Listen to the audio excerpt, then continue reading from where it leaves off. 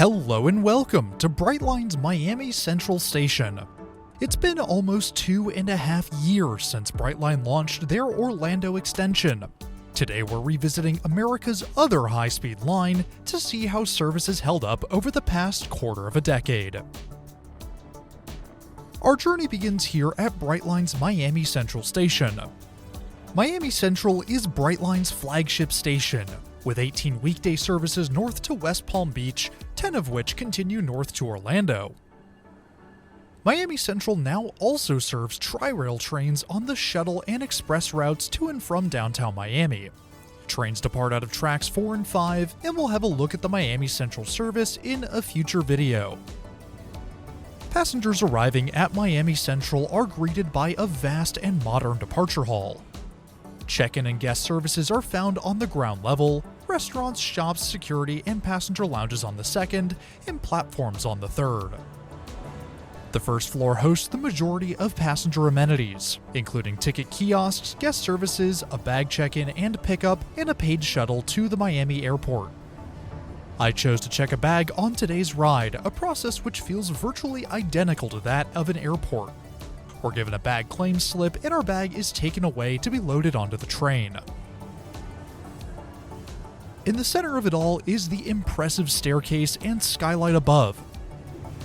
Ascending the escalators, we reach floor 2, where we'll find the station lounge and a food court. Scanning our ticket, we pass through a brief security check before entering the station. The first thing passengers will find upon entry is the Smart Class Lounge. The open plan lounge offers plenty of open seating for waiting passengers, with outlets beside each chair. Continuing into the station, passengers will find the Mary Mary Bar, Brightline's own line of bars, serving a variety of small snacks and alcoholic beverages to waiting passengers. For passengers wanting something more to snack on, or are on the look for a last-minute travel accessory, then Market is the place to shop. There's a variety of Brightline merchandise, snacks, drinks, and last-minute travel accessories, all available for a reasonable price. At the end of the station are a second set of ticket barriers, beyond which is the Premium Lounge. A lounge we have access to today with our Premium Class ticket. The Premium Lounge looks virtually identical to the Smart Lounge, just with some minor premium branding. In addition to being a separated space, the Premium Lounge includes complimentary food and drinks, including beer and wine on tap. The food selection rotates through breakfast, lunch, and dinner options throughout the day. A small perk of our premium ticket is priority boarding, the first announcement for which is made about 20 minutes before departure. Ascending to track level, we meet our train, Bright Green. Back when Brightline first opened, trains consisted of 4 coaches, 3 Smart and 1 Premium. Service then expanded to 5 cars and then 6, but our train today is now an immense 10 cars long, with 7 Smart and 3 Premium. Brightline's trains are formed of Siemens Venture coaches, sandwiched between 2 streamlined SCB-40 locomotives. Despite the longer trains and increased demand, things aren't full steam ahead when it comes to Brightline's financial situation, a fact we'll touch on later in the video. We're seated today in Car 1, Seat 13C, a window seat in the rearmost car of the train. As we get settled in, the last passengers make their way on board, and Bright Green pulls out of Miami, beginning our 3.5-hour ride to Orlando. On our ride, we'll make intermediate stops in Aventura, Fort Lauderdale, and West Palm Beach, with a final destination in Orlando. Brightline may be a fast and frequent service, but it doesn't have the best track record when it comes to crossing incursions. Just 10 minutes after leaving Miami, our engineer slams on the emergency brake and our train comes grinding to a halt atop one of the many grade crossings. Fortunately, it was just a close call this time, but the fact that this is a regular issue goes to show how few people truly respect the power of the rail line. With our train now back on the move, it's time we take a look at what life is like onboard Brightline. We'll start out here in Premium Class, the car laid out in a 2x1. Brightline's coaches feature spacious, minimalist interiors with modern amenities and hand-stitched leather upholstery. Each seat is 21 inches wide and includes around a foot of legroom between my knees and the seat in front. The space beneath the next seat is large enough to store personal belongings or stretch out a bit for extra comfort. The first of two sets of outlets are also found down here. The second set is found beneath the window side armrest for the solo side of the train. The mesh seat back pocket has clearly seen better days, but includes the premium menu, which we'll glance at here in a bit. A quick access table folds down from the main table, the second larger table folding down to meet it. There's more than enough space to dine or get some work done for business passengers. A coat hook is found beside the headrest, blinds are built into the windows, with LED reading lights built into the overhead luggage racks. The seat adjustment button is found beneath the outer armrest, which when pressed slides the seat bottom and back forward to a comfortable lounging position. While these cars are approaching 10 years old, the interiors still look great. Sure, the leather is warped a bit throughout its service life, but each seat is still very comfortable. The twin side of the car is virtually identical to the Solo, just with an extra set of outlets between the seats. If you're looking to get some work done, then a table seat is the way to go. Each seat includes an extendable table with pop-up outlets for plenty of power on the go.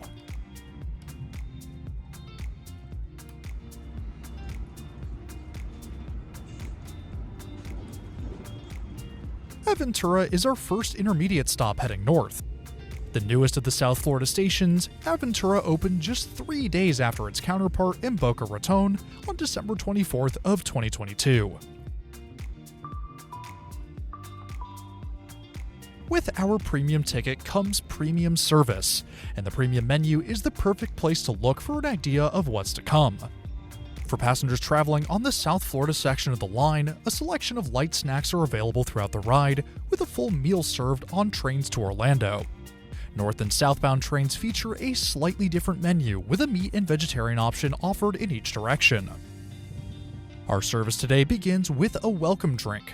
Passengers are offered a selection of coffee, tea, sodas, juice, energy drinks, and water, plus a few alcoholic beverages for passengers over 21. This is followed quickly by the selection of snacks, all of which are complimentary. I snagged a Pepsi Max and a couple of things from the snack cart to hold us over until the full meal service north of West Palm. Snacks in hand, we settle into the rhythm of the South Florida stops. We reach 79 miles an hour briefly before slowing once again for our stop in Fort Lauderdale.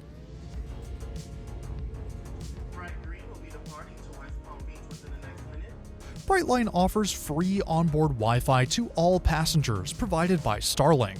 We're online after only a few button presses, and the speeds are quite impressive, with 24.27 megabits per second download.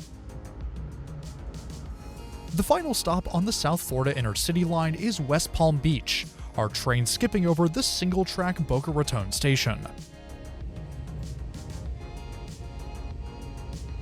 North of West Palm is where our train can finally pick up speed. From here to Cocoa, trains hit 110 miles per hour, with that top speed increasing to 125 from Cocoa to Orlando.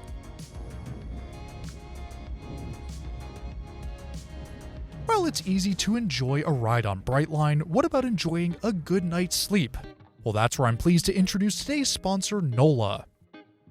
NOLA is an award-winning mattress brand known for its cooling technology, exceptional pressure relief, and long-lasting durability, and it's conveniently shipped to your door for free. When shopping for a new mattress, I knew I wanted something that would help me sleep better while fitting in my apartment. After browsing NOLA's impressive selection, I chose a plush queen-size NOLA Evolution, and I couldn't be happier. NOLA delivered my new mattress straight to my door, and it's ready to sleep on the same day. Each mattress comes sealed in convenient packaging and is ready for use within minutes of the first inflation. I am a side sleeper and like my bed soft and comfortable. NOLA's plush is exactly what I'm after, allowing me to sleep exactly how I want.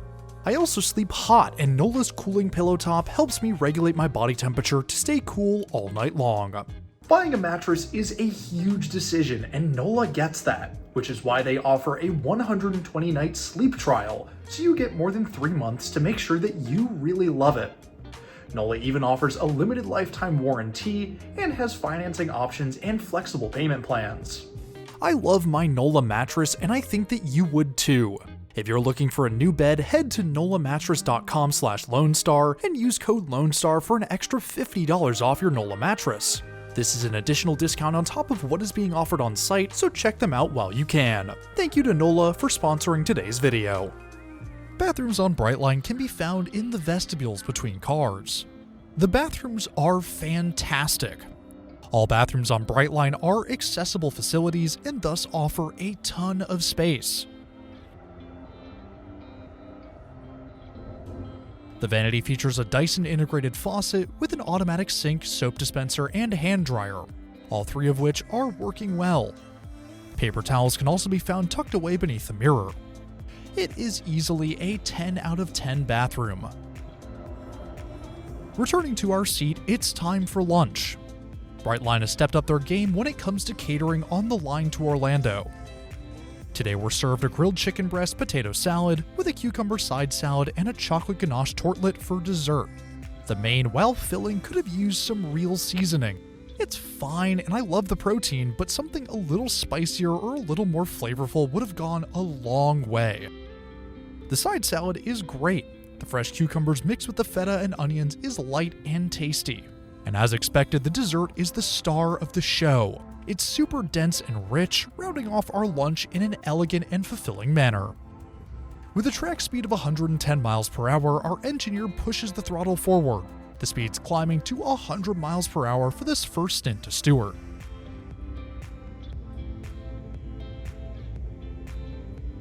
While picturesque, the crossing of the St. Lucie River is one of the slowest sections on the entire route. The top speed of 25 in our 10-car train does mean we've got some great shots of the cars ahead as we sweep our way through the bends. We've been sitting for quite a while now, so why don't we get a few steps in and head down to Smart Class to see what that's all about. Cars 4 through 10 on Brightline are Smart Class. Smart Class is very similar to Premium, just with 19-inch wide seats operated in a 2x2 instead of 21s in a 2x1. The seats are a little closer together with about 8 inches between my knees and the seat back. The space beneath the seats, seat back pocket, tray tables, and lights remain the same from Premium. Only 2 sets of outlets are included at each row in Smart, with 4 conventional sockets, 2 USB-C ports, and 2 USB-A ports. The upholstery is also a bit different, with a dark gray main color, a yellow stripe through the center, and a Brightline logo on the headrest. Smart Class may not be the pinnacle of Brightline service, but it's still incredibly comfortable and is easily the more economical way to travel with Brightline. It's also down in Smart where we find our suitcase, or really all of everyone's suitcases. With no luggage car on board, Brightline instead loads suitcases into luggage carts like this one before storing them in the passenger compartments. With a few minutes before our run on the high-speed line, it's time to address the elephant, or really elephants, in the room. Is Brightline Orlando a success? And more importantly, is Brightline long for this world? We'll start out with the first one. Is Brightline Orlando a success? Brightline Orlando was a huge undertaking, but its completion saw the first high-speed rail line in North America outside of the Northeast US. The expansion more than doubled revenue, increased ridership by 40%, and allowed Brightline to expand service even further across its operational corridor. Unfortunately, everything has a price, and for Brightline, the price tag on the Orlando expansion came in at a whopping $6.2 billion. Brightline originally forecasted 8 to 9 million annual riders at full maturity, but 2024 saw just a third of that at 2.8 million and 3.1 million in 2025. This saw $188 million in revenue in 2024 and $214 million in 2025. So while the Orlando expansion operationally was a success, the high project cost and lackluster performance compared to projections means the project, while not a failure, certainly wasn't the success they were looking for. And success is what they need given their financial future, which brings us to our second point. Is Brightline long for this world? As mentioned, Brightline saw $214 million in revenue in 2025. Operationally, Brightline spends an estimated $280 to $300 million to maintain service. Factor in the hefty interest payments on their many loans, and Brightline is very deep in the red. With Brightline's bond status now downgraded to junk and with a significant amount of debt that will likely require refinancing, Brightline's future very much hinges on a ridership surge within the next 2 years. Will they still exist in 2 years? I sure hope so. Seeing a private party take on the US transportation market has been remarkable, and their success, while limited, is proof that America wants trains. Here's to hoping they're still around in 2030. While Brightline's future is uncertain, what is certain is our speed, and it's picking up quickly. Brightline's high-speed line runs 35 miles from the Florida East Coast Railway in Cocoa to Orlando International Airport. The line is entirely grade separated and fenced off, allowing us to run at 125 miles per hour. The cars on the parallel expressway begin to move backward as we reach 100, then 110, and finally 125 miles per hour. The world whips by as we cross bridges over the many quiet rural roads. The train, though, is anything but quiet. The air whips around the car, creating a high-pitched whistle as panels rattle with the small bumps of the rails. But the ride is still comfortable. I can stand with ease, and walking around takes a little more effort than it does on any other train. Our ride over the high-speed line ends almost as soon as it began, the 35 miles of high-speed running gone in the blink of an eye. We snake our way through the Orlando Airport complex, pulling to a stop at Brightline's Orlando station. With one final look at premium class, we can disembark and head into the station. While the speed is great, I will never get over seeing a modern train like Brightline without overhead catenary power. It's a shame these trains are diesel and not electric, but the service works, and a diesel train running is better than an electric train still fighting for approval. Heading up the escalators, we enter Brightline's Orlando station. The Orlando station is fantastic, with modern amenities and comfortable lounges. Sure, it's a bit smaller than the Miami station, but it's still just as nice. While the journey is complete, we still need our bag. The luggage pickup is a rather informal process, with bags brought out from an unmarked door and claimed by the waiting group of passengers. But our bag soon arrives, and with our journey now at an end, it's time to bring today's video to a close. Next week, we're taking a ride in a car, and then we're putting that car on a train.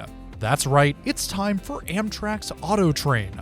Join me as we take ourselves and our car from Sanford, Florida to Lorton, Virginia, on board the only auto train in North America. Anyways, if you're new around here, I would really appreciate it if you hit that subscribe button down below. It's totally free and it really helps support the channel. I want to give a huge shout out and thank you to my loyal patrons and members. Y'all are amazing, and your incredible generosity is, as always, greatly appreciated. If you too want your name in the video, or just want to support the channel in more ways than one, then head on over to the links in the description below. But anyways, that's all I have for today. Thanks for riding with me, and I'll see you in the next one.